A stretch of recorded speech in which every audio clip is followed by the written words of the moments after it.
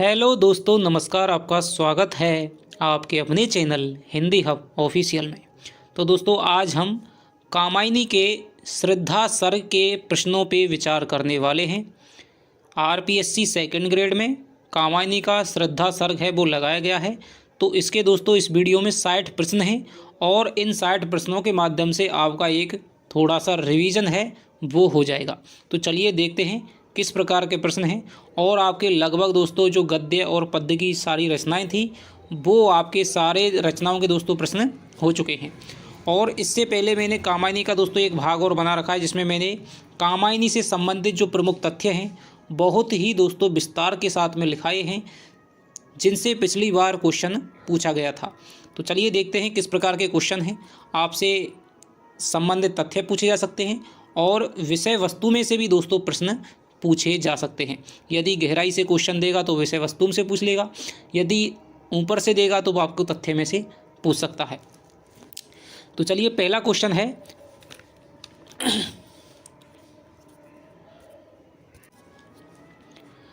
कामायनी का प्रकाशन वर्ष क्या है? 1936, 1935, 1934, 1938। तो दोस्तों कामायनी का जो प्रकाशन वर्ष है वो हो जाएगा आपके 1935। हालांकि मैं आपको बता दूं कि कामायनी के प्रकाशन वर्ष के बारे में दोस्तों विद्वानों में मतभेद है। कुछ 1935 मानते हैं, कुछ 1936 मानते हैं और कुछ 1937 मानते हैं। लेकिन दोस्तों जो बहुमत है वो आपका 1935 के साथ में ही है। ठीक है, तो ये आपको मान के चलना है। कामायनी का जो प्रकाशन वर्ष है वो हो जाएगा आपके 1935। बहुत दिनों तक मैं भी इसके बारे में कंफ्यूज रहा था शुरुआत में। ठीक है, तो ये कन्फ्यूजन कोई दोस्तों होता नहीं है, बल्कि कोई हमें अच्छे से नहीं बता पाता है या फिर हम अच्छे से नहीं पढ़ पाते हैं। तो बस इसका ही भेद है कि कोई विद्वान कुछ कह रहा है, कोई विद्वान कुछ कह रहा है। हम कहीं तो किसी के अनुसार पढ़ लेते हैं और कहीं पर किसी के अनुसार पढ़ लेते हैं, हालांकि होता सब सही है। कामायनी पर प्रसाद को कौन सा पुरस्कार मिला था? मंगला प्रसाद पारितोषक, साहित्य अकादमी पुरस्कार, बिहारी पुरस्कार, ज्ञानपीठ पुरस्कार। तो दोस्तों कामायनी पर आपको मिला था उस समय का सर्वश्रेष्ठ पुरस्कार था मंगला प्रसाद पारितोषक। साकेत को भी मिला है दोस्तों। ठीक है, वियोगी हरि की जो ससई है उसको भी मिला है। ठीक है, कामायनी को भी मिला है, शुक्ल के आपके रस सिद्धांत को भी मिला है। तो उस समय का दोस्तों द्विवेदी युग का, ठीक है, 1940, क्योंकि ये तो ज्ञानपीठ है और साहित्य अकादमी है, तो 1954-55 में हुई थी शुरुआत। ठीक है, तो उस समय का जो सर्वश्रेष्ठ पुरस्कार था वो था मंगला प्रसाद पारितोषक। कामायनी में सर्गों की संख्या कितनी है? 12, 15, 17, 9। तो आप सब जानते हैं ये है दोस्तों आपके 15 सर्ग हैं। तो ये हैं जो आपके कामायनी की जो मुख्य मुख्य बातें हैं। ठीक है, शुरुआत में जो हम कामायनी पढ़ने से पहले पढ़ते हैं जो हमें पता होना चाहिए, तो वहाँ से इस प्रकार के आपके प्रश्न है वो पूछे जा सकते हैं। विषय वस्तु से कैसे प्रश्न पूछे जाएंगे वो दोस्तों आगे आने वाले हैं। आगे चलते हैं। कामायनी के सर्गों का सही क्रम क्या है? चिंता, श्रद्धा, आशा, काम। आशा, चिंता, श्रद्धा, वासना। चिंता, काम, वासना, आशा। श्रद्धा, काम, वासना, लज्जा। तो इसका उत्तर जो दोस्तों हो जाएगा, क्योंकि कामायनी के जो सर्ग हैं मैंने आपको सारा कुछ लिखा रखा है। तो कामायनी के सर्गों का जो सही क्रम है वो है चिंता, आशा, श्रद्धा, काम, वासना, लज्जा, कर्म, ईर्ष्या, इड़ा, स्वप्न, संघर्ष, निर्वेद, दर्शन, रहस्य, आनंद। ठीक है, तो इसके अनुसार दोस्तों पहला गलत हो जाएगा। आशा चिंता ये भी गलत हो जाएगा। चिंता आशा है दोस्तों ये भी गलत हो जाएगा। ये हो जाएगा आपका चिंता, आशा, श्रद्धा, काम, वासना, लज्जा। तो ये इसका उत्तर हो जाएगा। कामायनी का प्रमुख छंद कौन सा है? ताटक छंद, दोहा छंद, सवैया छंद, हरिगीत का छंद। तो दोस्तों यहाँ पर हो जाएगा आपके ताटक छंद है वो प्रमुख छंद है। 16, 14 पर दोस्तों यति इसमें होती है बिखेर देती वसुंधरा मोती सबके सोने पर, रवि बटोर लेता है उनको सदा सवेरा होने पर। तो 16, 14 पर यति होती है, जिसे हम ताटक या तोटक छंद भी कहते हैं। कामायनी की रचना का प्रमुख उद्देश्य क्या है? आनंदवाद की स्थापना करना, मन के मनोविकारों का चित्रण करना, एक महाकाव्य की रचना करना, या फिर महाकाव्य रच करके पुरस्कार पाने की लालसा। तो इसका दोस्तों आप समझ गए होंगे, उत्तर है आपका आनंदवाद की स्थापना करना। आनंदवाद को ही दोस्तों समरसतावाद भी कहा जाता है। ठीक है, तो आनंदवाद की स्थापना करना ही इसका प्रमुख उद्देश्य है। ऑप्शनों के आधार पे आपको क्या है और उत्तर डिसाइड करना होगा। यदि मान लीजिए 3 हुए, उपयुक्त सभी दे रखा होता तो फिर आपको उपयुक्त सभी भी करना है। कर्म पथ पर अग्रसर होने की दोस्तों यहाँ पर क्या है, इसमें शिक्षा दी गई है। ठीक है, आगे आप समझ जाएंगे। कामायनी में किस दर्शन की बात की गई है? प्रतिविज्ञा दर्शन, बौद्ध दर्शन, उत्तर मीमांसा दर्शन, चार्वाक दर्शन। तो इसमें दोस्तों मूलतः आपका क्या है, शैव दर्शन का एक भाग है जो कश्मीर में दोस्तों क्या है, विख्यात है, जिसे कि हम प्रतिविज्ञा दर्शन कहते हैं। ठीक है, तो प्रतिविज्ञा दर्शन इसमें दोस्तों मुख्यतः प्रयोग हुआ है। और ये मैंने जो पहली वीडियो आपको पढ़ाई थी तब प्रतिविज्ञा दर्शन क्या है, इसमें क्या होता है, वो मैंने आपको बताया था। तो आप दोस्तों इस वीडियो को जाकर के देखिए, या फिर आपको ये वीडियो समाप्त होने से पहले या शुरुआत में आपको क्या है, आई बटन में लिंक मिल जाएगा। निम्न में से कौन सा सुमेलित नहीं है? मनु मन का प्रतीक, बिल्कुल सही है। श्रद्धा बुद्धि की प्रतीक, ये दोस्तों यहाँ पर क्या है, गलत हो जाएगा। कुमार मानव का प्रतीक है। आकुली किरात आसुरी शक्तियों के प्रतीक है। कामायनी में वृषभ है, वो किसका प्रतीक है? धर्म का, भोग का, कर्म का, धैर्य का। तो दोस्तों वृषभ है, ठीक है, श्वेत रंग का, वो आपका क्या है, धर्म का प्रतीक माना गया है। कामायनी में सोमलता किसका प्रतीक है? तो सोमलता भी दोस्तों इसमें क्या है, एक छोटा सा पात्र है। तो भोग का, धर्म का, आलस्य का, मन की पाश्विक वृत्तियों का। तो सोमलता जो पात्र है दोस्तों, वो इसमें क्या है, भोग का प्रतीक है, ध्यान रखना। ठीक है, पात्र तो बहुत सारे हैं, लेकिन मुख्य पात्रों की संख्या क्या है, बहुत ही कम है। वो आगे क्वेश्चन आने वाला है। कामायनी एक पुनर्विचार किसकी रचना है? रामस्वरूप चतुर्वेदी, मुक्तिबोध, भोलानाथ तिवारी और नामवर सिंह। तो कामायनी दोस्तों एक पुनर्विचार है रामस्वरूप चतुर्वेदी की, और कामायनी एक पुनर्मूल्यांकन है दोस्तों मुक्तिबोध की है। कामायनी में प्रमुखतः पात्रों की संख्या क्या है? हालांकि पात्र तो दोस्तों छोटे मोटे यदि हम लगावें जैसे तो बहुत सारे हैं, लेकिन जो मुख्य पात्र हैं दोस्तों वो हो जाएंगे आपके 7 हो जाएगी उनकी संख्या। ठीक है, एक आपका मनु हो जाएगा, श्रद्धा हो जाएगी, इड़ा हो जाएगी। ठीक है, मनु, श्रद्धा, इड़ा, ठीक है, और आपके साथ कुमार हो जाएगा, और आपके आकुली किरात हो जाएंगे। ठीक है, तो इस प्रकार के 7 आपके मुख्य पात्र हैं। हालांकि आपसे क्या है, थोड़ी मुख्य जानकारियां ही पूछ सकता है, जो कि जब पूछी जाती हैं, जब आपको क्या है, पूरा महाकाव्य यदि आपके में लगा हुआ होता तब आपसे अंदर की जानकारियां पूछी जाती हैं। लेकिन दोस्तों फिर भी जो पहली वीडियो है वो आपके लिए इस प्रकार के तथ्यों से संबंधित बहुत ही उपयोगी होगी। उसमें से ज़्यादातर तथ्य छोड़े दोस्तों नहीं गए हैं। कामायनी की प्रस्ताविका बच्चन सिंह ने प्रसाद के किस नाटक को माना है? तो कामायनी की जो प्रस्तावना बच्चन सिंह ने माना है दोस्तों, वो है एक कामना नाटक को। ठीक है, ये चारों ही प्रसाद के नाटक हैं। ध्रुवश्री है, कामना है, एक गूंठ है, अजातशत्रु है। कामायनी को नए युग का काव्य कहने वाले आलोचक कौन हैं? नंदुलारे वाजपेयी, मुक्तिबोध, नामवर सिंह और नगेंद्र। तो कामायनी को नए युग का दोस्तों महाकाव्य किसने कहा है? नंदुलारे वाजपेयी ने। आगे चलते हैं। कामायनी को फैंटेसी किस आलोचक ने कहा है? मुक्तिबोध, नामवर सिंह, रामस्वरूप चतुर्वेदी और डॉक्टर नगेंद्र। तो कामायनी को दोस्तों फैंटेसी का संबंध सर्वाधिक दोस्तों प्रयोग किया है किसने? गजानन माधव मुक्तिबोध ने। तो कामायनी को दोस्तों फैंटेसी जोड़ करके उसकी फैंटेसी परक व्याख्या कामायनी एक पुनर्मूल्यांकन नामक आलोचनात्मक ग्रंथ में गजानन माधव मुक्तिबोध ने की थी दोस्तों। इनकी कुछ प्रसिद्ध कविताएं हैं, जैसे कि आपका अंधेरे में है, ब्रह्म राक्षस है, ठीक है, भूरी भूरी खाक धूल, चांद का मुंह टेढ़ा है। इनके 2 कविता संग्रह हैं। आगे चलते हैं। यदि मैं कामायनी लिखता किसकी रचना है? पंत की, निराला की, दिनकर की, अज्ञे की। तो ये दोस्तों ये रचना है, यदि मैं कामायनी लिखता, तो ये है दोस्तों आपके पंत की रचना है। रचना क्या है? थोड़ा सा लेख है। ठीक है, इसमें पंत बताते हैं कि मान लीजिए प्रसाद ने इस प्रकार से लिखा, यदि मैं कामायनी लिखता तो मैं किस प्रकार से लिखता। कामायनी के सर्गों का नामकरण किसके कहने पर किया गया था? दिनकर, अज्ञे, पंत, निराला। तो दोस्तों बहुत ही क्या है, थोड़ी सी एक जानने की बात है कि शुरुआत में जो सर्गों का जो नामकरण है वो प्रसाद ने अपने हिसाब से किया था। अलग अलग सर्ग हैं, किसी का कुछ रखा था, किसी का कुछ रखा था। लेकिन दिनकर ने कहा था कि भाई आप इस प्रकार से सर्गों का नाम रखो। ठीक है, शुरुआत में जैसे कि चिंता है, तो उसके बाद में आशा आ गई। ठीक है, और आनंद उसमें क्या है, अंतिम सर्ग था।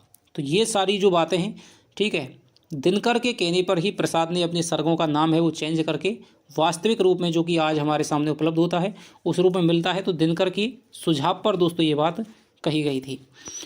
निम्न में से कौन सा कथन सत्य नहीं है? तो 4 कथन हैं, इनमें से आपको असत्य कथन आपको पहचानना है। कामायनी छायावाद की चरम उपलब्धि है, बिल्कुल दोस्तों। ठीक है। सर्वश्रेष्ठ रचना छायावाद क्या है, संपूर्ण हिंदी साहित्य की श्रेष्ठ रचनाओं में दोस्तों शुमार होती है। रामचरितमानस के बाद यदि किसी महाकाव्य का स्थान आता है तो वो दोस्तों आपके क्या है, कामायनी है। कामायनी में सर्गों का नामकरण भाव या मनोविकारों के आधार पर किया गया है, ये भी सत्य है। कामायनी के अनुसार ज्ञान क्रिया बुद्धि के समन्वय से ही आनंद की प्राप्ति संभव है, बिल्कुल दोस्तों बिल्कुल सही है। कामायनी में महाचिति मन की परम शक्तियों का नहीं दोस्तों, ठीक है, प्रतीक है जिसके कारण मनुष्य कार्य करने के लिए प्रेरित होता है। तो ये कथन है दोस्तों यहाँ पर क्या है, गलत हो जाएगा, क्योंकि जो महाचिति है दोस्तों क्या है, संसार की एक ऐसी शक्ति है जिसके अनुसार ही क्या है, विनाश की और सृष्टि की जो क्रियाएं हैं वो चलती रहती हैं। और ये दोस्तों प्रतिज्ञा दर्शन है, उसमें इसको क्या है, अनंत शक्ति का प्रतीक माना गया है। आगे चलते हैं। श्रद्धा कामायनी का कौन सा सर्ग है, तो चिंता, आशा, श्रद्धा। तो दोस्तों तीसरा यहाँ पर सर्ग हो जाएगा। कमेंट में दोस्तों बताइएगा किस प्रकार के आपको क्वेश्चन लग रहे हैं। तो ये मैं आपको बता रहा हूँ। अब यहाँ पर विषय वस्तु से संबंधित जो कि हमारा श्रद्धा सर्ग लगाया हुआ है, उसमें से अब विषय वस्तु से किस प्रकार क्वेश्चन आते हैं वो सब आप जानते ही हैं। तो वहाँ से अब यहाँ पे प्रश्न है वो चालू हो गए हैं। तीर तरंगों सी फेंकी मड़ी एक पंक्ति कामायनी के किस सर्ग से ली गई है, तो दोस्तों कौन हो तुम संसृति जलनिधि तीर तरंगों सी फेंकी मड़ी एक, इस पंक्ति से श्रद्धा सर्ग की है शुरुआत होती है। तो यहाँ पर आके श्रद्धा सर्ग से ये ली गई है। आगे चलते हैं। कौन हो तुम संसृति जलनिधि तीर तरंगों सी फेंकी मड़ी एक, किसका कथन है, तो ये जो कथन है दोस्तों वो है आपका श्रद्धा का कथन हो जाएगा, ठीक है। मनु के बारे में श्रद्धा कह रही है कि तुम कौन हो, ठीक है, समुद्र में फेंकी गई मणि के समान तुम इस क्या है, इस सृष्टि की जलनिधि यानी कि सृष्टि जो संसार है, सृष्टि जो सागर है उसके किनारे पे बैठे हुए तुम फेंकी हुई मणि के समान में तुम कौन हो। तो ये श्रद्धा है वो मनु से कहती है, उसको हताश निराश देख करके। मनु को श्रद्धा की आवाज़ किसके समान लगती है, तो बहुत ही दोस्तों सुंदर सुंदर उपमाएं दी गई हैं। प्रसाद का दोस्तों बहुत ही क्या है, ये कामायनी का कोई महत्वपूर्ण सर्ग माना जाता है। श्रद्धा है, लज्जा है आपके, तो बहुत ही दोस्तों क्या है सुंदर सर्ग हैं श्रृंगार रस की दृष्टि से। मधुकरी के समान, वाल्मीकि के प्रथम छंद के समान, कोयल की मधुर वाणी के समान, ए और ब दोनों। तो दोस्तों यहाँ पर श्रद्धा की जो आवाज़ है वो मधुकरी के, ठीक है, मधुकरी का सा जब सानंद, और वाल्मीकि के प्रथम कवि का हो जो प्रथम छंद, तो उसके समान भी दी गई है, ठीक है। तो यहाँ दोनों ही उत्तर दोस्तों ए और ब यहाँ पर हो जाएंगे, ठीक है। कोयल की वाणी के समान दोस्तों नहीं दी गई है, ठीक है। जैसे ही उसकी वाणी को मनु सुनते हैं, जब वो पूछती है कि भाई तुम कौन हो, इस संसार सागर पर बैठे हुए, इसके किनारे पर बैठे हुए, तुम तरंगों के द्वारा फेंकी गई मणि के समान में तुम कौन हो, ठीक है, क्या हो, किस प्रकार से। तो फिर वो क्या है, जब मनु के कानों में ये वाणी पड़ती है तब उन्हें इस प्रकार सा लगता है कि भाई कोई मधुकरी गुंजार कर रही हो। एक झटका सा लगा सहर्ष, यहाँ कवि के अनुसार किसे झटका लग गया है, ठीक है, मनु को, श्रद्धा को, इड़ा को, स्वयं कवि को। तो यहाँ पर कवि कहता है कि भाई जैसे ही मनु उसकी वाणी को सुनते हैं, श्रद्धा की वाणी को सुनते हैं, तो उसको क्या है, एक झटका सा सहर्ष लग जाता है, हर्ष सहित लगता है दोस्तों, ठीक है। तो यहाँ पर क्या है, मनु को झटका लगता है क्योंकि प्रलय हो चुकी थी, निर्जन एकांत में दोस्तों क्या है, मनु हैं वो रह रहे थे, और किसी भी दोस्तों क्या है हलचल का वहाँ पर कोई भी क्या है, किसी भी प्राणी का, किसी भी जीव जंतु का हलचल नहीं थी। फिर क्या है, उन्हें इस प्रकार से एक मनुष्य की, एक स्त्री की वाणी सुनाई देती है, तो फिर हर्ष सहित झटका तो लगना ही था, ठीक है। आश्चर्य भी हुआ था, लेकिन किसके साथ में, हर्ष के साथ में, कि चलो कोई ना कोई तो मेरे जैसा अभी जीवित है। मनु को एकदम झटका क्यों लग गया था, श्रद्धा को देख करके, श्रद्धा की कोमल वाणी को सुन करके, श्रद्धा के गीत को सुन करके, और भंवरों और मधुकरी के मधुर गुंजार को सुन करके। तो दोस्तों जैसे ही पहला ऑप्शन देखिए, श्रद्धा को देख करके उन्हें झटका नहीं लगा था, बल्कि उन्होंने उस वाणी को केवल सुना ही था जब वो क्या है अपने में खोए हुए थे, और उन्हें लगा कि यार कोई मुझे पुकार रहा है, कोई मुझे बुला रहा है, कोई मुझसे कुछ पूछ रहा है। तो उन्हें लगा कि ये तो क्या है, एक स्त्री का स्वर है। तब वो उपमाओं में खो जाते हैं कि भाई ये तो मधुकरी का सा सानंद है, प्रथम कवि का जो सुंदर छंद है, ठीक है, और तपन में शीतल मंद बयार के, इस प्रकार से क्या है वो खो जाते हैं, तो उपमा देने लगते हैं। तो यहाँ पर श्रद्धा की जो कोमल वाणी है दोस्तों, ठीक है, श्रद्धा गीत नहीं गा रही थी, वो तो केवल क्या है मनु से पूछ रही थी, श्रद्धा को देखा नहीं था अभी तक मनु ने, ठीक है, भंवरों से कोई मतलब नहीं है। तो इसका उत्तर हो जाएगा आपका श्रद्धा की कोमल वाणी को सुन करके मनु को झटका लग गया था। आगे चलते हैं। कुसुम वैभव में लता समान चंद्रिका से लिपटा घनश्याम, यहाँ किसका सौंदर्य का वर्णन किया गया है, तो यहाँ पर दोस्तों श्रद्धा के सौंदर्य का वर्णन किया गया है। आगे चलते हैं। श्रद्धा के कपड़े किस प्रकार के थे, कोमल और सुगंधित, पेड़ पौधों की छाल के, मृगों की खाल के, गांधार देश के नीले रोम वाले मेषों की खाल के। तो श्रद्धा आप जानते हैं गांधार देश की रहने वाली थी, ठीक है, और उसके वहाँ पर जो नीले रोम वाली जो भेड़ें होती हैं उनके खाल से दोस्तों सुंदर और क्या है, बहुत ही कोमल क्या है, नरम नरम वस्त्र हैं वो उसने पहन रखे थे। तो गांधार देश के जो नीले रोम वाले जो मेष हैं, ठीक है, उनकी खाल के दोस्तों क्या है यहाँ पर वस्त्र श्रद्धा ने पहन रखे थे। नील घन सावक से सुकुमार, सुधा भरने को विदु के पास। तो यहाँ पर पंक्तियों में कौन सा अलंकार है? तो यहाँ पर दोस्तों पंक्तियों में नील घन सावक से सुकुमार, तो यहाँ पर सासम जिमी एव तुल्य, तो यहाँ पर हो जाएगा आपका उपमा अलंकार हो जाएगा। बालों की यहाँ पर दोस्तों बालों का सौंदर्य वर्णित है कि नील घन सावक से सुकुमार, सुधा भरने को विदु के पास। कि श्रद्धा के जो बाल हैं दोस्तों वो क्या है, बालों को किसकी उपमा दी जाती है? घन की उपमा दी जाती है, ठीक है, घन की उपमा दी जाती है। छोटे छोटे बाल हैं तो वो क्या है, कंधों तक लटक रहे हैं और ऐसा लगता है। और मुख को किसकी, चंद्रमा, मुख को दी जाती है चंद्रमा की उपमा, ठीक है। तो वो क्या है, चंद्रमा को छू रहे हैं, गाल कंधों पर लटके हुए हैं और जो मुख को छूते हुए दिखाई दे रहे हैं। तो उससे कभी को ऐसा लगता है कि भाई ये क्या है, घन छोटे छोटे यानी कि जो बादलों के क्या है, बादलों के छोटे छोटे बच्चे हैं। और ये सुधा यानी कि अमृत भरने के लिए, क्योंकि चंद्रमा किसको कहा जाता है, सुधांशु कहा जाता है चंद्रमा को, ठीक है। तो सुधांशु यानी अमृत भरने के लिए ये क्या है, चंद्रमा के पास में चले गए हैं। तो इस प्रकार की देखिए कितना सुंदर यहाँ पर क्या है, यहाँ पर बिंब प्रसाद ने उकेरा है। आगे चलते हैं। कवि ने रक्त किसले पर ले विश्राम से श्रद्धा के किस रूप की उपमा दी है? श्रद्धा की मुस्कान की, श्रद्धा के मुख की, बालों की, श्रद्धा के वस्त्रों की। तो यहाँ पर दोस्तों श्रद्धा की वो है किसले मुस्कान, रक्त किसले पर ले विश्राम। तो यहाँ पर जो पंक्ति आती है तो यहाँ पर क्या है, श्रद्धा की मुस्कान की यहाँ पर उपमा दे रहा है कि भाई श्रद्धा की मुस्कान कैसी है कि जिस प्रकार कोई नई नई कोपल क्या है, फूटी हो पेड़ में से, ठीक है, और उसमें क्या है, थोड़ी थोड़ी लालिमा होती है और सूर्य की जो प्रथम किरण है, अरुणिम सूर्य की जो प्रथम किरण है उस पर जैसे चमकती हुई दिखाई देती है, मानो उस पर अलसा करके आलस्य पूर्वक विश्राम कर रही हो। तो इस प्रकार श्रद्धा की मुस्कान को यहाँ पर कवि ने उपमा दी है। बहुत ही दोस्तों सुंदर ये छंद है। धरती और आकाश के बीच किसका जीवन निरुपाय बन गया है? मनु का, श्रद्धा का, दोनों का, कवि का। तो यहाँ पर दोस्तों अनंत नव धरणी के बीच बना ये जीवन निरुपाय, इस प्रकार की पंक्ति आती है। तो यहाँ पर क्या है, धरती और आकाश के बीच में मनु का क्या है, जीवन निरुपाय बन गया है। श्रद्धा पूछती है भाई तुम इस प्रकार क्यों बैठे हो? तो फिर वो बताता है कि भाई मेरा जीवन है क्या है, देवत्व का पूरा विनाश हो गया है, प्रलय हो गया, कुछ भी नहीं बचा है, निराश हूँ, हताश हूँ। तो मेरा जो जीवन है धरती और आकाश के बीच में क्या है, निरुपाय बन गया है, यानी कि अब उसका कोई भी उद्देश्य नहीं बचा है। आगे चलते हैं। मनु का जीवन शून्य में किसके समान फिरता हुआ बताया गया है? एक जलती हुई भ्रमित उल्का के समान, अज्ञानी व्यक्ति की कपोल कल्पना के समान, उन्मत्त व्यक्ति के समान, छोटी और नई ज्वालामुखी के समान। तो यहाँ पर दोस्तों मनु का जो जीवन है वो शून्य में किसके समान फिर रहा है? जलती हुई भ्रमित एक उल्का के समान फिरता हुआ नजर आ रहा है। शून्य दोस्तों यहाँ पर शून्य शब्द में भी क्या है, श्लेष अलंकार है। क्यों है? एक तो शून्य कहते हैं, अंतरिक्ष का जो क्षेत्र होता है उसको दोस्तों शून्य कहते हैं, ठीक है। अब जो यहाँ पर शून्य है, मनु के जीवन में क्या है, एक शून्य आ गया है, एक निर्जनता आ गई है, ठीक है। और उसका जीवन में किसके समान, एक भ्रमित, यानी कि जैसे कुछ भी अपना पता नहीं है, कहाँ जाना है, क्या है, और उल्का के समान, जिस प्रकार से कोई शून्य में अंतरिक्ष में उल्का टूट करके गिर जाती है और वो इधर उधर, जिसको उसका कोई भी दोस्तों रास्ता तय नहीं होता है, वो कहीं पर भी जा सकती है। तो उसके समान ही क्या है, मनु का जीवन फिरता हुआ दिखाई दे रहा है। आहा वैसा ही हूँ पाषंड पंक्ति किसने कही? मनु ने, श्रद्धा ने, कवि ने, कोई नहीं। तो ये जो पंक्ति है दोस्तों वो कही है आपके मनु ने कही है। उपरोक्त पंक्ति में यानी कि इस पंक्ति में आहा वैसा ही पाषंड, तो यहाँ पर दोस्तों पाषंड शब्द का अर्थ यहाँ पर क्या है, पाखंड है, पत्थर है, अभागा जीवन है, उपर्युक्त सभी है। तो दोस्तों यहाँ पर पाषंड माने, वैसे तो शाब्दिक अर्थ यदि इसका देखें तो पाषंड माने होता है आपका पत्थर, ठीक है। लेकिन दोस्तों मनु का जीवन है वो अभागा भी है, ठीक है। और मनु को लगता है कि भाई मेरा ढोंग पाखंड है, ठीक है, तो मेरा ढोंग पाखंड का भी जीवन थोड़ा सा मैं क्या है जी रहा हूँ, बली फली यहाँ पर यज्ञ वगैरह में कर रहा हूँ और पहले भी मैं जीता था।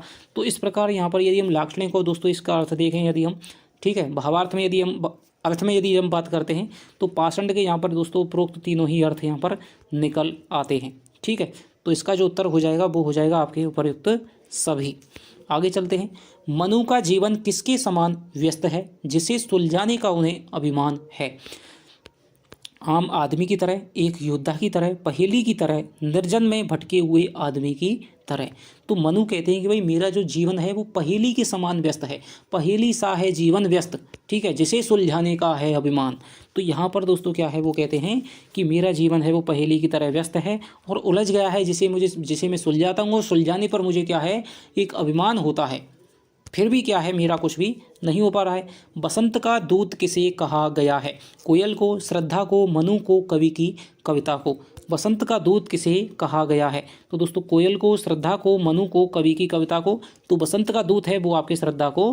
कौन हो तुम बसंत के दूत, ठीक है, ये पंक्ति में कहते हैं श्रद्धा से, जब कहते हैं कि भाई अब तुमने मेरा परिचय तो ले लिया, अब तुम बताओ तुम कौन हो बसंत के दूत, ठीक है, तपन में शीतल मंद बयार, ठीक है। तो ये पंक्ति है वो मनु कहते हैं श्रद्धा से। तो यहाँ पर बसंत का दूत है वो आपको श्रद्धा को बताया गया है। यदि दोस्तों वीडियो पसंद आ रही है तो आपको लाइक कर दीजिएगा, ठीक है। मनु के द्वारा श्रद्धा को कौन सी उपमा नहीं दी गई? वसंत के दूत की, तपन में शीतल मंद बयार की, नखत की, आशाकरण की, बादलों में से झांकते चंद्रमा की। तो यहाँ पर दोस्तों मनु के द्वारा श्रद्धा को नहीं दी गई जो उपमा है वो है बादलों में झांकते चंद्रमा की, क्योंकि बसंत के दूत की दी थी। कौन हो तुम बसंत के दूत, तपन में शीतल मंद बयार, ठीक है, नखत की आशा किरण समान। तो ये वाली जो उपमाएं हैं तीनों ही मनु ने श्रद्धा के लिए दी थी। लगा कहने आगंतुक व्यक्ति, जब मनु पूछ लेते हैं कि भाई तुम कौन हो, किस प्रकार से क्या है, तो फिर क्या है, लगा कहने आगंतुक व्यक्ति, पंक्ति के अनुसार यहाँ आगंतुक कौन है? तो यहाँ पर दोस्तों जो आगंतुक है वो है यहाँ पर श्रद्धा, क्योंकि मनु तो दोस्तों उस प्रदेश में पहले से ही निवास कर रहे थे, लेकिन श्रद्धा है वहाँ पर आई थी और उन्होंने मनु को देखा और वो पूछने लगी भाई तुम कौन हो, क्या है। तो यहाँ पर क्या है, आगंतुक श्रद्धा के लिए आया है। अब वो बताती है कि भाई मैं यहाँ पर कैसे फंस गई, ठीक है। दे रहा हो कोकिल सानंद, सुमन का ज्यों मधुमेह संदेश, पंक्ति में कौन सा दोष है? वचन संबंधी, लिंग संबंधी, ग्राम्यत्व संबंधी, काल संबंधी। तो दे रहा हो कोकिल, कोकिल है दोस्तों ये कोकिल, कोकिल सानंद, सुमन का जो मधुमेह संदेश। जैसे ही श्रद्धा बोलने लगती है दोस्तों वचन सविशेष और दे रहा हो कोकिल सानंद, सुमन का जो मधुमेह संदेश, तो मनु को लगता है कि मान लीजिए कोई कोकिल है, कोई कोयल है और वो क्या है, सुमन को यानी कि फूलों को मधुमेह संदेश दे रहा हो, यानी कि वसंत के आगमन की क्या है, संदेश सूचना दे रहा हो। तो यहाँ पर जो कोकिल शब्द है दोस्तों वो स्त्रीलिंग का माना जाता है, ठीक है। और विचित्र बात ये है दोस्तों, जो प्रसाद हैं, प्रसाद ने कोकिल शब्द को हमेशा ही पुल्लिंग में यूज किया है। यदि जहाँ पर भी इनके काव्य में जितनी बार कोकिल शब्द आया है उसके लिए उन्होंने दोस्तों पुल्लिंग का ही यूज किया है। इसीलिए यहाँ पर दे रहा हो, रहा हो, रही की जगह पर यहाँ पर इन्होंने कहा है रहा हो, ठीक है। तो यहाँ पर अब ये तो है नहीं सकता कि प्रसाद जिस शब्द का जिस प्रकार यूज करते हैं उसको वैसे ही मान लिया जाए, ठीक है, क्योंकि बहुमत की है और विद्वानों की जो खोज वगैरह है, तो इस हिसाब से तो कोकिल शब्द है वो आप जानते हैं स्त्रीलिंग का है, ठीक है। तो इसीलिए यहाँ पर क्या है, लिंग संबंधी दोष यहाँ पर माना जाएगा, ठीक है। तो यहाँ पर हो जाएगा लिंग संबंधी दोष। यदि यहाँ पर रहा की जगह यहाँ पर होता रही तो यहाँ पर ये दोष का निवारण हो जाता। आगे चलते हैं। श्रद्धा क्या सीखना चाहती थी? वीणा बजाना, कविता करना, नृत्य करना, ललित कलाएं। तो दोस्तों जो श्रद्धा है वो क्या थी, वो क्या है, वो कहती थी कि मैं तो गांधार देश की रहने वाली थी, अपने पिता की प्यारी संतान थी और मैं ललित कलाओं का ज्ञान सीखना चाहती थी, इसलिए मैं इसमें क्या है हिमालय प्रदेश में आ गई थी। लेकिन क्या है आगे वो बताएगी। तो यहाँ पर क्या है, सीख लूँ ललित कला का ज्ञान, ठीक है। तो ललित कलाओं को वो सीखना चाहती थी। हालांकि ये सारी कलाएं हैं, कविता करना, नृत्य करना, वीणा बजाना, चित्र, ये सारी क्या हैं, ललित कलाएं ही होती हैं, गीत गाना। घूमने का मेरा अभ्यास बड़ा था, मुक्त व्योमतल नृत्य, किसके बारे में कहा गया है? तो ये दोस्तों श्रद्धा के बारे में कहा गया है। श्रद्धा कहती है एक तो मैं क्या है ललित कलाओं का ज्ञान लेना चाहती थी और यहाँ पर जो गंधर्व हैं, ठीक है, उनके पास में ललित कलाओं का क्या है अकूत भंडार भरा पड़ा है और मुझे क्या है उन दिनों क्या है मुझे थोड़ा सा घूमने का क्या है आदत लग गई थी, टेब लग गई थी, अभ्यास हो गया था, इसलिए मैं घूमती यहाँ पर पहुँची और यहाँ पर मैं फंस गई। श्रद्धा ने धरा की सुकुड़न किसे बताया गया है? तो दोस्तों बहुत ही अच्छा क्वेश्चन है। श्रद्धा ने धरा की सुकुड़न किसे बताया है? हिमालय को, हिमालय की घाटियों को, समुद्र को, गांधार प्रदेश को। तो श्रद्धा ने धरा की सुकुड़न दोस्तों बताया है, वो बताया है हिमालय को, ठीक है, कि भाई हिमालय जो धरा है ये क्या है सिकुड़ गई है और तभी इस क्या है हिमालय का क्या है उद्भव हो गया है। और दोस्तों देखिए ये बिल्कुल ही भौगोलिक सत्य पर क्या है ये खरी बात उतरती है कि भाई ये जो प्लेटें हैं आपने में पढ़ा होगा भूगोल में, तो ये जो प्लेटें हैं और यहाँ पर ये क्या है इधर इनमें क्या है सीमा में कौन सी सीमा है, या अभिसारी सीमा, तो इसमें क्या है इन पर होती है, तो यहाँ पर क्या है ये जो हिमालय की उत्पत्ति हुई है, इस प्रकार से आपने पढ़ा होगा। तो यहीं पर प्रसाद ने क्या है यहाँ पर दोस्तों इनकी भौगोलिक ज्ञान भी यहाँ पर इनका प्रकट होता है कि भाई सिकुड़न, तभी तो ये सिकुड़न बनी है कि धरा है वो सिकुड़ी है, ठीक है, इधर की प्लेट इधर प्लेट सिकुड़ी है, तो यहाँ पर हिमालय की उत्पत्ति हुई है। तो श्रद्धा क्या है, धरा की सिकुड़न बताती है हिमालय पर्वत को। आगे चलते हैं, श्रद्धा किस प्रदेश की रहने वाली थी, हिमालय, गांधार, कुरु प्रदेश, महागध। तो दोस्तों श्रद्धा है वो गांधार प्रदेश की रहने वाली थी, इसीलिए तो उसके वस्त्र क्या हैं, उसके वस्त्रों के बारे में कहा गया है कि गांधार के मेषों के, तो गांधार के रहने वाले नीले रोम वाले मेषों के क्या खाल से उसके वस्त्र बने हुए हैं। हिमाचल यानी कि हिमालय में तो दोस्तों को क्या है ललित कलाएं सीखने के लिए आई थी और यहाँ के सौंदर्य को देखते देखते यहाँ पर भटक गई थी और फिर क्या है जलपिल्य हो गया था। श्रद्धा ने हिमालय को क्या बताया है, एक सोया हुआ मौन संदेश, महान, भारतवर्ष की रक्षा करने वाला, मनु और श्रद्धा को बचाने वाला, नित्य परिवर्तित होने वाला। तो यहाँ पर दोस्तों क्या है श्रद्धा ने हिमालय को एक सोया हुआ मौन संदेश बताया है। तो यहाँ पर भी दोस्तों इसमें क्या है व्यंजना शब्द शक्ति यहाँ पर दृष्टिगोचर होती है कि एक सोया हुआ मौन संदेश है कि हिमालय किस प्रकार से सोते हुए भी दोस्तों क्या है मौन रूप में क्या है संदेश देता है। तो इसके बहुत सारी कविताओं में दोस्तों ये क्या है आया है, भारतवर्ष की रक्षा तो करता ही करता है लेकिन संकेत किसका देता है, धैर्यता का देता है, ठीक है, उत्तर से लेकर के बंगाली खाड़ी तक फैला हुआ है, ठीक है, रक्षा का संदेश देता है। तो विभिन्न प्रकार की क्या है मौन संदेश ये दे रहा है, प्राकृतिक सुंदरता का जो भी है, ठीक है, और प्रलय के समय में उनकी रक्षा भी यही करता है। तो एक सोया हुआ संदेश श्रद्धा ने इसको कहा है। एक दिन सहसा सिंधु अपार, लगा टकराने नगतल क्षुब्ध, अकेला यह जीवन निरुपाय, आज तक घूम रहा विस्रब्ध। पंक्ति किसने कही है, मनु ने श्रद्धा से, श्रद्धा ने मनु से, मनु ने स्वयं से, कवि ने मनु के बारे में। तो ये जो पंक्ति है दोस्तों पहली बार आ चुकी है आरपीएससी में, ठीक है। तो एक दिन सहसा सिंधु अपार, लगा टकराने नगतल क्षुब्ध। तो ये जो पंक्ति है दोस्तों वो कही है आपके मनु ने, वो श्रद्धा ने कही है मनु से, ठीक है। श्रद्धा कहती है कि मैं पिता की प्यारी संतान थी और मुझे क्या है ललित कलाएं सीखनी थी और मैं प्राकृतिक सौंदर्य को देखते देखते हिमालय प्रदेश में आ गई, लेकिन एक दिन क्या है ये जो पर्वत है जो सागर है वो इस क्या है नगतल यानी कि इस हिमालय के चरणों में क्या है टकराने लग गया और तब क्या है पानी बढ़ते बढ़ते यहाँ पर क्या है ये प्रलय हो गई थी। तो ये बात कहती है मनु से। श्रद्धा ने सृष्टि को किसका परिणाम बताया है, महाचिति का, इच्छा का, संभोग का, वासनाओं का। तो श्रद्धा ने दोस्तों जो सृष्टि को सर्ग इच्छा का है परिणाम, काम मंगल से मंडित श्रेय सर्ग इच्छा का है परिणाम, ठीक है। तो ये है दोस्तों इच्छा का परिणाम बताया है श्रद्धा ने सृष्टि को। मनु क्या हार बैठे हैं, जीवन का दाव, अपना सुख और ऐश्वर्य, अपना देवत्व, अपने बंधुजन और साथियों को। तो दोस्तों हार बैठे जीवन का दाव, ठीक है। तो ये है दोस्तों मनु जीवन का दाव है उसको हार बैठे हैं। प्रकृति के यौवन का श्रृंगार कभी ना करेंगे बासी फूल। बहुत ही दोस्तों प्रसिद्ध यहाँ पर क्या है ये पंक्ति है प्रसाद की। कथन किसने कहा, श्रद्धा ने, मनु ने, कवि ने, ए और वह दोनों। तो यहाँ पर दोस्तों दो ही पात्र हैं, एक तो श्रद्धा है और एक यहाँ पर मनु है, ठीक है। कुछ एक बातों को क्या है भले ही एक कवि कहता है लेकिन मुझे नहीं लगता वो इनका कोई बात आएगी, ठीक है। तो आपको या तो श्रद्धा है या फिर आपका मनु है। तो प्रकृति के यौवन का श्रृंगार कभी ना करेंगे बासी फूल। तो यहाँ पर मनु को दोस्तों क्या है सजग करती हुई, उसकी निराशा को हटाती हुई कहती है, कौन कहती है, श्रद्धा कहती है कि प्रकृति के यौवन का श्रृंगार कभी भी बासी फूल नहीं कर सकते हैं। इसी प्रकार यहाँ पर तुम जैसे निराश हो, हताश हो, इस प्रकार के विचार वाले जो पुरुष हैं वो सृष्टि का क्या है शुरुआत, उसका विकास है वो नहीं कर सकते हैं। यही जड़ का चेतन सानंद। पंक्ति में कौन सा अलंकार है, विभावना, उपमा, रूपक, विरोधाभास। तो दोस्तों जड़ और चेतन, ठीक है, देख लीजिए विलोम शब्द है। तो यहाँ पर क्या है जड़ और चेतन का आनंद है, जड़ में चेतना का आनंद बताया जा रहा है, तो यहाँ पर विरोधाभास अलंकार हो जाएगा। आगे चलते हैं। हमारा हृदय रत्न निधि स्वच्छ, किसने किसके लिए कहा है, शारदा ने मनु के लिए, मनु ने शारदा नहीं, श्रद्धा ने मनु के लिए, मनु ने श्रद्धा के लिए, मनु ने स्वयं के लिए, श्रद्धा ने स्वयं के लिए।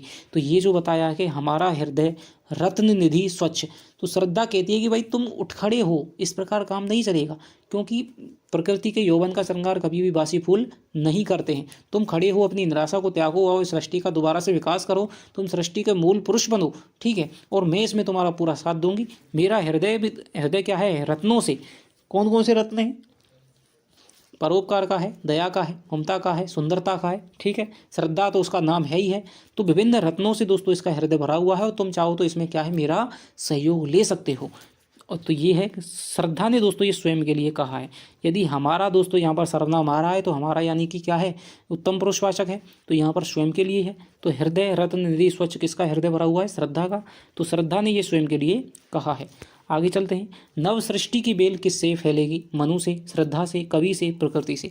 तो नव सृष्टि की जो बेल है दोस्तों वो मनु से फैलेगी, श्रद्धा के कहे गए अनुसार। श्रद्धा विश्व के हृदय पटल पर क्या स्वर्ण अक्षरों में अंकित करवाना चाहती है? चेतना के सुंदर इतिहास को, अपने और मनु के नाम को, मनु के मानव स्वरूप को, मनु के मूल पुरुष बनने के रहस्य को। तो दोस्तों यहाँ पर चेतना के सुंदर इतिहास को है वो क्या है, स्वर्णाक्षरों में अंकित करवाना चाहती है श्रद्धा। अनल भूजल में रहे ना बंद, पंक्ति के अनुसार श्रद्धा क्या बंद ना रहने की बात कह रही है? मानवता की कीर्ति को, अपने हृदय के भावों को, मनु की सृष्टि निर्माण की इच्छा को, प्रकृति के सौंदर्य को। तो यहाँ पर यह है दोस्तों, मानवता की कीर्ति को, अनल भूजल की मानवता की कीर्ति अटल अचल अनल भूजल में रहे ना बंद। ये जो पंक्ति कहती है वो कहती है कि मानवता की कीर्ति को ना तो अनल में, ना भूमि में, ना जल में बंद नहीं अब रहना चाहिए। कामायनी में मुख्य रस कौन सा है? श्रृंगार है, शांत है, वीर है, अद्भुत है। तो दोस्तों महाकाव्यों में ज़्यादातर क्या है, शांत रस ही पाया जाता है। जैसे कि रामचरितमानस में शांत रस है, तो यहाँ पर भी शांत रस की ही क्या है, व्यंजना हुई है। कामायनी की घटनाओं का चयन मुख्यतः कहाँ से किया गया है? तो कामायनी की दोस्तों जो घटनाएं हैं, कथानक है, वो मुख्यतः रूप से कहाँ से लिया गया है? शतपथ ब्राह्मण से, वेदों से, भागवत पुराण से, ब्रह्म वैवर्त पुराण से। तो ये जो कथानक है दोस्तों, इसकी जो मुख्य घटनाएं हैं वो आपका शतपथ ब्राह्मण से लिया गया है, ठीक है। कामायनी की रचना में लगभग कितने वर्ष लगे थे? 5 वर्ष, 7 वर्ष, 10 वर्ष, 25 वर्ष। तो मैंने आपको बताया था, पहली वीडियो में बताया था कि आपके 1928 में, ठीक है, जून 1928 में इनका जो चिंता सर्ग है उसका दोस्तों प्रकाशन हुआ था सुधा नामक पत्रिका में। जून नहीं दोस्तों, अक्टूबर, ठीक है, अक्टूबर 1928 में चिंता सर्ग का सुधा नामक पत्रिका में प्रकाशन हुआ था।